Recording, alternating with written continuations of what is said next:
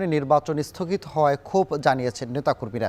এ নিয়ে বিস্তারিত জানাতে পাবনা 1 আসন থেকে যুক্ত হচ্ছেন সহকর্মী মাসুদ রানা। মাসুদ, জানাবেন যে সীমানা জটিলতা নিয়ে নির্বাচন স্থগিত করা হলো, কি বলছেন সেখানকার নেতাকর্মীরা?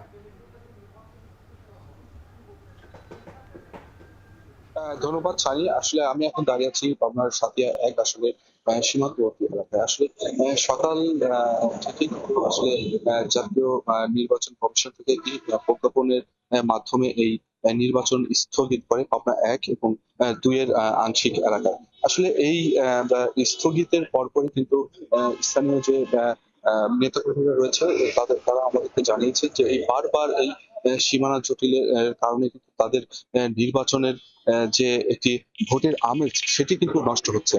আসলে এই ঘটনার পর থেকে আমরা সাধারণ মানুষের সাথে কথা বলেছি। তারা আমাদেরকে জানিয়েছেন যে এই ধরনের ঘটনা আসলে বারবার উপলব্ধি করতে হচ্ছে।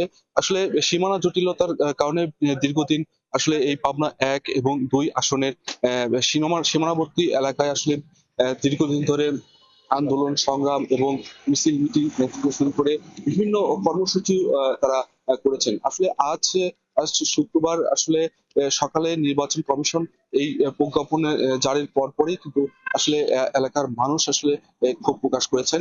আসলে আমরা জেলা প্রশাসকের সাথে কথা বলেছি। তিনি আমাদেরকে জানিয়েছেন যে এখন পর্যন্ত তাদের কাছে যে অফিসিয়াল যে প্রজ্ঞাপন সেটি কিন্তু এখনো তাদের হাতে পৌঁছায়নি। আসলে পরবর্তীতে আমরা কোনো খবরে আসলে জানার চেষ্টা করব পাবনার সাঁথিয়া ১ এবং পাবনার সুজানগর ২ এর সর্বশেষ সংবাদ।